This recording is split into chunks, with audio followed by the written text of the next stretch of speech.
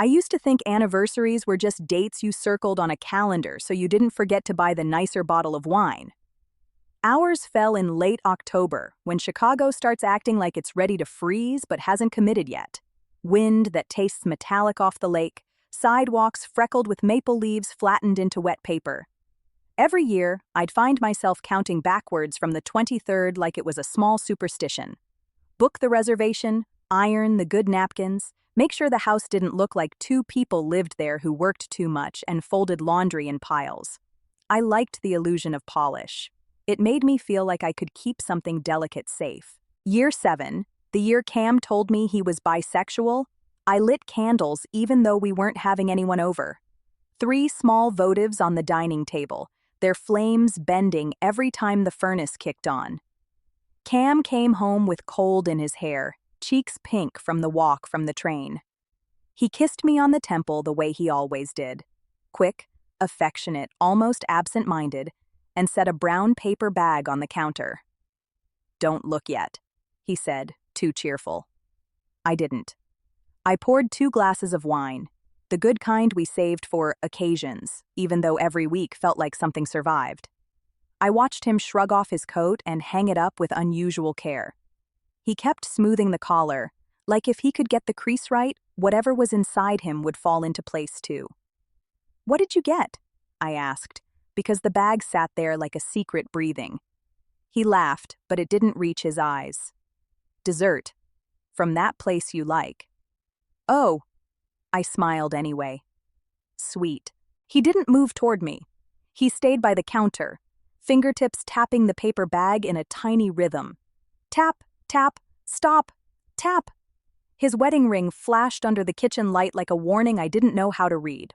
"Holes," he said, and my stomach tightened at the nickname. He only used it when he needed me soft. "Can we, before dinner?" I set my glass down. The candle flames seemed to sharpen, like they were paying attention. "Sure," I said carefully. "What's up?" He looked at the floor, then the sink, then finally at me. I saw a boy in his face for a second. Something younger, frightened, earnest. 7 years of marriage, and I could still be surprised by the angles of him. "I don't want to keep doing this thing," he said, "where I edit myself around you." My first thought was, what did you do? My second was, who? But his hands were empty. His eyes weren't slippery. He wasn't pleading for forgiveness. He looked like someone about to step off a ledge because standing still had become unbearable. "I've been in my head for months," he went on. "Maybe longer. I love you. I love our life. I'm not going anywhere." He swallowed hard. "But I need to tell you something true." I felt my shoulders lift, bracing without permission. "Okay." He took a breath so deep his chest rose like a wave. "I'm bisexual." The word landed between us and didn't break anything at first. It just sat there, a new object in the room, like a piece of furniture we hadn't noticed was missing until someone carried it in. I blinked. My mind ran ahead, trying to make a map. Bisexual, men, women, me, marriage, cheating, leaving, midlife crisis. I hated myself for how fast I made it about threat. But fear is a fast animal. He rushed on like he could see my thoughts sprinting. "I'm not telling you because I've been with anyone. I haven't. I'm telling you because I'm tired of feeling like I'm lying to you by omission. I don't want you to be the person I hide from." The candles made his face warmer than it was. His voice sounded steadier than his hands looked. His fingers were twisting together, knuckles whitening. I tried to speak, and nothing came out. What I finally managed was stupid and honest. "How long have you known?" His eyes softened, and I felt the ache of recognition. This wasn't new for him, only new for me. "Since I was a teenager." I shoved it down. "Then I thought it didn't matter because I married you, and I chose you, and that felt like proof." He paused. "But it's been coming back up. Not because you're not enough. Because I'm tired. Tired." That word made my throat sting. I'd watched him be tired in 100 ways. Tired of his job, tired of winter, tired of his dad's expectations. But this tiredness was deeper, like he'd been carrying a stone in his pocket for years and pretending it didn't weigh anything. I reached for my glass, then didn't drink. I needed my hands to do something. I touched the edge of the table. The wood was cool. "So," I said slowly, like I was stepping onto ice. "What does this mean? For us?" He exhaled, relief and dread tangled together. "I don't know. I don't want it to mean losing you. I don't want it to mean I have to go do something. I just want it to be true in the room." The most unexpected thing happened. I wanted to cry, not because I was angry, but because something in me recognized the courage it took to say it. I thought of all the nights we'd spent side by side in bed, his breathing steady, mine counting worries like beads. I thought of how often I'd asked him if he was okay and accepted fine, because it kept the peace. I nodded, once. "Okay," I said, and my voice shook. "Okay, thank you for telling me." His shoulders sagged like he'd been holding them up with thread. He moved toward me then, slow, careful, like approaching a skittish animal. I let him. When his arms wrapped around me, I could feel his heart hammering against my chest. We stood like that for a long time. The candles sputtered. Outside, a car hissed by on wet pavement. Dinner that night tasted like nerves. We ate the dessert anyway, tiny lemon tarts dusted with sugar, and laughed at a sitcom episode we'd seen before, like we were proving we could still do normal things. But later, in bed, the darkness felt different. Not dangerous, just newly spacious. "Can I ask you something?" I whispered. "Anything," he said. "Do you want to be with men?" He didn't answer immediately. I could hear him swallow. "Sometimes I want the idea," he said carefully. "Sometimes I want to know what I missed, but wanting isn't a plan. And I don't want to make you feel like you're competing with a whole gender." I stared at the ceiling. I could almost see the question as a physical thing hovering above us. If we name it, does it get bigger? "What if," I said, surprising myself, "we don't decide anything tonight? What if we just tell the truth? And we check in, like a rule, every anniversary?" He turned toward me in the dark. I felt the shift of the mattress. "A rule?" I nodded, even though he couldn't see it. "A ritual. The anniversary isn't just dinner. It's also an honest conversation. We ask each other if there's anything we want to change, and we don't panic if the answer is complicated." His breath came out shaky. "I'd like that," he said. "I'd really like that." Year 8, the truth had become something we could touch without flinching. It didn't mean it was easy. Some mornings I'd wake up with a sharp, uninvited thought. What if he's secretly unhappy? What if he wakes up one day and realizes he needs something I can't be? The thought would stab, and then I'd go make coffee, and he'd come up behind me and tuck his chin on my shoulder. And I'd remember that love isn't a math problem. It's a practice. In June, we went to Pride for the first time as a married couple with that truth between us. Not because Cam asked, because I suggested it one night while we were folding towels, the most domestic setting for a life-altering idea. "Would it be weird if we went?" I asked, trying to sound casual, like we were discussing a farmer's market. Cam paused with a towel half folded. His eyes were careful. "Only if you don't want to." "I do," I said, and meant it. "I think I want to see you." Not hiding. We took the train downtown, the air thick with summer heat and sunscreen. Pride was loud in a way that made my introvert bones rattle, music bouncing off buildings, glitter on strangers' cheeks, people laughing like the world wasn't constantly on fire. Cam held my hand the whole time. His grip was firm, but not sweaty. I watched his face as we moved through the crowd. His eyes kept widening, like he was letting in color he'd been living without. At one point, we stood near a group of men in their 30s wearing matching rainbow bandanas, dancing badly to a song I recognized from college. One of them caught Cam's eye and smiled. Not flirtatious exactly, more like a warm, uncomplicated hey. Cam's lips parted like he wanted to smile back and didn't know if he was allowed. I squeezed his hand. It's okay, I said into his ear, my mouth close enough that he turned his head slightly, as if my words were a thread pulling him home. You can smile. He did. It was small, but it changed his whole face. I felt something in my chest loosen. Not because I liked the idea of other people wanting him, but because I liked the idea of him existing without apology. Afterward, we sat on the grass in Millennium Park eating overpriced tacos. Cam's knees were drawn up, his forearms resting on them, wedding ring flashing in the sun. He looked tired in a good way, like he'd used muscles he'd been neglecting. Thank you, he said quietly. I licked salsa off my thumb. For what? For coming with me, he said. For not making it weird. I laughed softly. It was weird, but not bad weird. He bumped his shoulder against mine. I kept expecting you to feel threatened. I did, I admitted. The honesty tasted braver than salsa. Sometimes I still do. But I'm also proud of you, and I'm proud of us. That can all be true. He looked at me like he was memorizing my face. You're really doing this, he murmured. What's this? Staying, he said. I put my hand over his. I'm not staying out of obligation, I said. I'm staying because I want you, the whole you, even the parts I'm still learning. Year 9 was the year we flirted, carefully, clumsily, like people learning a new language late in life. It started with a conversation on a rainy Tuesday, both of us half asleep on the couch, a documentary droning in the background.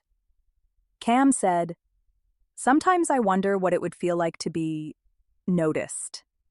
In that way." I didn't pretend not to understand. My stomach did that small, sick flip, and I breathed through it like it was a wave. What kind of noticed? I asked. He shrugged, eyes on the TV, but not really seeing it. Just safe attention, not secret, not crossing lines, just allowed. We talked for weeks before we did anything. We made a list of what counted as a line. No touching, no exchanging numbers, no private messages, no making promises we couldn't keep. Flirting as performance, not pursuit.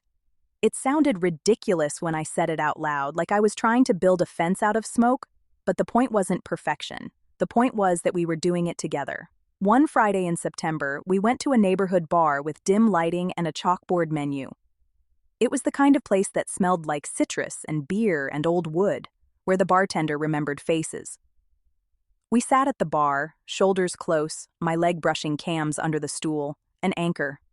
A man a few seats down, maybe mid-30s, dark curls, a soft jawline, kept glancing at Cam. I saw it, and my heartbeat picked up. Cam saw it too. I could tell by the way his posture changed, as if he didn't know what to do with his own body. Do you want to say hi? I asked, my voice low. Cam looked at me like I'd offered him a match near gasoline. Are you sure? I swallowed. I'm sure enough to try. He turned slightly and met the man's eyes. The man smiled. Cam smiled back, tentative at first, then brighter. It was such a small exchange, almost nothing, but my skin buzzed with adrenaline. I watched Cam's face, the way his cheeks lifted, the way his eyes held on a beat longer than polite. The man lifted his glass in a tiny toast. Cam mirrored it. And then Cam turned back to me, as if reporting for duty. That was nice, he said, breathy. I tried to laugh like it wasn't taking effort. It was. The jealousy came later, not in the moment. In the moment, I felt strangely proud, like I'd watched him reclaim a piece of himself without losing me. But on the train ride home, as the city blurred past, a thought rose sharp and mean. He smiled like that for him. Cam must have sensed the shift because he reached for my hand. Hey, he said. Check in? I nodded, throat tight. I liked being seen, he said carefully. But the second it felt like more than that, I didn't want it. I wanted to come back to you. That's the truth. The honesty didn't erase the sting, but it gave it a place to go. I squeezed his hand. I'm okay, I said, and it was half true. I'm also scared. I know. he whispered. I'm scared too. Year 10, we sat at the kitchen table with a legal pad like we were negotiating a mortgage. The absurdity made me laugh at first. Our marriage, reduced to bullet points and hypothetical scenarios, but Cam didn't laugh. He looked serious in a way that made me take it seriously too. We'd spent the year naming desires and fears like they were tools laid out on a workbench. By October, when our anniversary rolled around again, the question we asked each other didn't feel like a bomb. It felt like a door we'd been standing in front of, hand on the knob. Do we want to change anything? I asked, and my voice sounded steadier than my hands felt. Cam looked down at the legal pad. Maybe, he said, but only if it's slow, and only if it's us. Not me running off and you tolerating it. We wrote down what mattered most. Our home being a sanctuary, not a hotel. Our relationship staying primary in time and attention. Honesty that didn't become cruelty. Safer sex, if anything ever happened. The right to stop at any time without punishment. No dating in secret, no surprises. We even wrote down the embarrassing stuff. No comparing bodies. No talking about other people during our dates. No making jokes about it in front of friends. When we got to what would opening look like, my pen paused over the paper. The word open sat there like a cliff edge. Cam watched my face. We don't have to, he said immediately. We can just keep the truth as truth. Part of me wanted to say yes, let's keep it in fantasy, keep it safe. But another part of me, the part that had watched him smile at pride, the part that had listened to his tiredness, didn't want safety to be another kind of cage. Still, I wasn't ready. The thought of him going on a date with someone else made my chest feel like it was filling with cold water. I want it, I admitted, surprised by my own honesty. But I'm not there. Cam nodded slowly. Relief and disappointment flickered across his face, and he didn't hide either. Okay, he said. Then we wait. No resentment. We wait. I set the pen down and reached across the table, threading my fingers through his. Thank you, I said, because it mattered that he could want something and not demand it. That night we still went out to dinner. We still toasted to another year, but the real anniversary was the kitchen table, the legal pad, the way we didn't run from the hard parts. Year 11 came with a softness I didn't expect. I thought if we ever opened, it would be a dramatic shift, a loud change. Instead, it arrived like snow. Quiet, accumulating, only obvious when you looked back and realized the world had turned white. In early spring, Cam said, I think I might be ready to try one date. He said it the way you'd say, I think I'm ready to apply for that job. Cautious, hopeful, aware it could go wrong. My stomach flipped, but it wasn't only dread. There was a strange tenderness too, like holding something fragile and choosing not to drop it. Okay, I said, and my voice shook. One date, with the rules we wrote, and we check in before and after, and you can stop anytime, and I can stop anytime. Cam's eyes went glossy. Yes, he said. 1,000 times yes. We chose the conditions like we were planning a mission, a public place, early in the evening, no alcohol beyond one drink, no coming to our neighborhood, no lying about where he was. I asked to know the person's first name and to see a face photo, not because I wanted to stalk them, but because my imagination was a worse liar than any stranger. Cam matched with someone named Mateo, 34, a graphic designer who liked indie films and had a smile that looked kind rather than smug. When Cam showed me Mateo's profile, he held his phone out like it weighed 100 pounds. What do you feel? He asked quietly. I stared at the screen longer than I needed to. I focused on details to keep myself from spiraling. Mateo's denim jacket, the soft indoor lighting in his photo, the fact that he looked like a person with groceries and a dentist, not a fantasy. I feel nervous, I said, and oddly calm. Like, at least this is real, not a shadow. Cam nodded. I don't want you in the dark, he said. I don't want shadows. The night of the date, Cam dressed with a care that made my throat tighten. Not because he never tried for me, he did, but because this was new territory. He wore a navy button-down and the boots I liked, and he kept smoothing his hair in the bathroom mirror like he was trying to convince himself he deserved to be there. I sat on the edge of our bed while he tied his laces. The room smelled like his cologne, clean and familiar. The lamp cast a honey circle on the wall. Everything felt ordinary and impossible at once. "Do you want me to stay home?" I asked, because I didn't want to be the waiting wife in a movie. "No," he said immediately.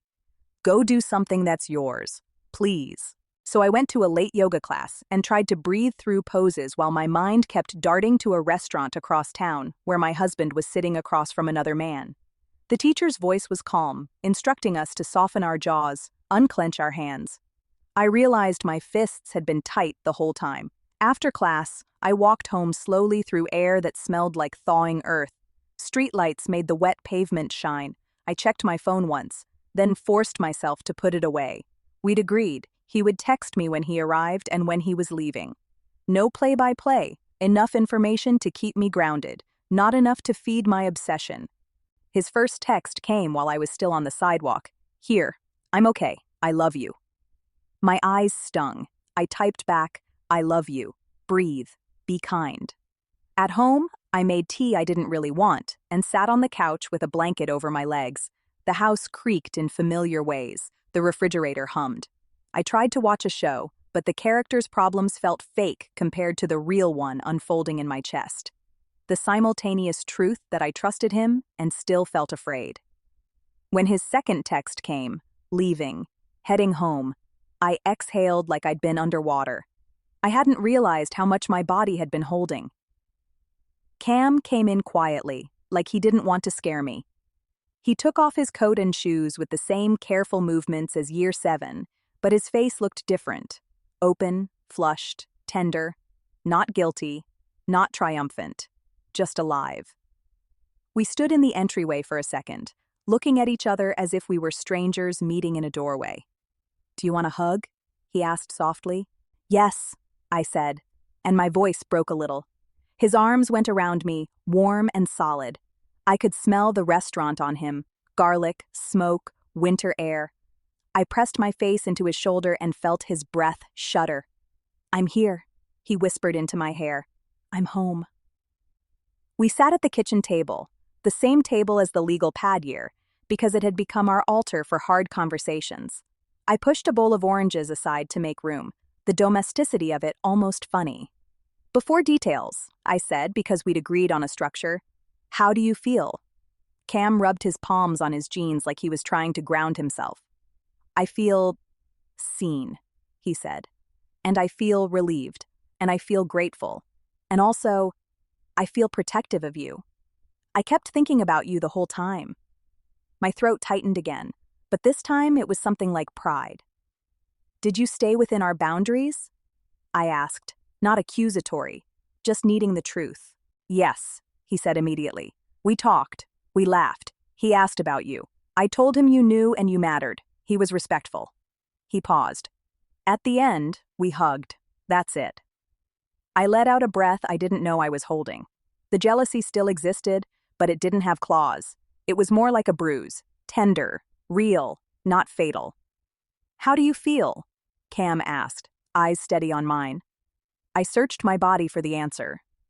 "I feel shaken," I said honestly, "but also weirdly proud. And I feel close to you right now, which is not what I expected." Cam's eyes glistened. "Me too," he whispered. We debriefed the way we always did now, what went well, what hurt, what we needed next time. I told him that waiting at home alone felt too much like a trope, so next time I wanted a plan. Dinner with a friend, a movie, something that reminded me I was not sitting on a shelf. He agreed. I told him I didn't want to hear details about Mateo's body or anything that would lodge in my mind. He promised. He told me he didn't want me to pretend to be okay if I wasn't. I promised. Later, when we got into bed, he reached for my hand like he always did, fingers interlacing in the dark. His palm was warm. "I was afraid," he said quietly, "that if I ever did this, I'd realize I needed more than our marriage." And I whispered. And I realized, he said, voice thick, that wanting different things doesn't cancel what I want most. I want you. I want this. I just want to stop living like parts of me are illegal. I stared at the ceiling and felt tears slip into my hairline. Not because I was sad, because something in me softened around the word illegal. I'd never thought of it that way. I'd thought of his bisexuality as a threat to me, a competing force. But maybe it had always been a threat to him, the threat of invisibility. I turned toward him in the dark. I don't want you to feel illegal with me, I said. He kissed my forehead. It was simple and familiar and sacred. That October, on our anniversary, we lit the candles again. The same 3 votives, their flames steady now, not bending as much. We made dinner at home because we didn't want noise. We ate slowly, the kind of slow that comes from presence rather than tension. After dessert, we sat on the couch, knees touching, and asked the question we'd promised each other we would always ask. Do we want to change anything? Cam said. I took a breath. In the past, the question had felt like a test. This year, it felt like a door we could open or close together. I want to keep checking in, I said. I want to keep moving slowly. I want to keep us first. And I want to keep choosing you with my eyes open. Cam's face softened like he'd been holding a grin back. Me too, he said. That's it. That's the whole point. Outside, the wind rattled the last leaves against the window. Inside, the candles kept burning, small and stubborn, proof that light could exist without pretending darkness wasn't real. And for the first time since year 7, I didn't feel like our marriage was a fragile thing I had to protect from the truth. I felt like the truth was the thing protecting us, keeping us awake, keeping us honest, keeping us in the same room, hands clasped, deciding again and again that love wasn't the absence of desire. Love was the willingness to be known,